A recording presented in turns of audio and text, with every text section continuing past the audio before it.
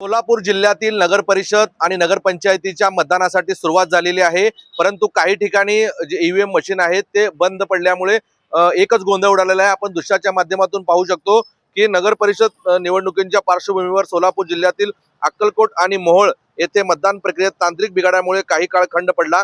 अचानक बंद पडलेल्या ईव्हीएम मुळे मतदारांना रांगेत ताटकळत उभे राहण्याची वेळ आली, तर कामावर जाणारे व शेतकरी वर्गातील जे मतदार आहेत त्यांना अडचणीला सामना करावा लागला।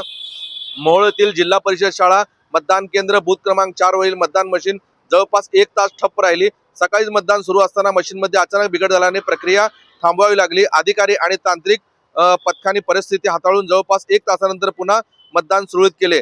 याच पद्धतीने अक्कलकोट मधील परिस्थिती देखील अशीच पाहावयास मिळाली। नगर परिषदेच्या मुलींच्या उर्दू शाळेत मतदान मशीन जवळपास 1.5 तास बंद पडल्याने मोठी गर्दी झाली होती। रांगेत उभे असलेले अनेक मतदार त्रस्त झाले होते।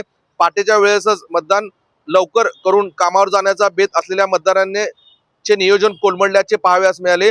दोन्ही ठिकाणी बिघाड दुरुस्त झाल्यानंतर मतदान पूर्ववत झाले असे माहिती स्थानिक निवडणूक अधिकाऱ्यांनी दिलेली आहे। याचबरोबर अधिकाऱ्यांनी या सर्व मशिनींची नियमित तपासणी करून मतदान सुरू केल्याचा दावा देखील तेथील अधिकाऱ्यांनी केलेली आहे। एकंदरीतच मतदानाची प्रक्रिया जी आहे ती सुरू झालेली आहे, परंतु काही ठिकाणी आलेल्या अडथळ्यांमुळे जे मतदार आहेत यांच्या जे त्रास होत आहे त्याला सामोरे जावे लागले आहे।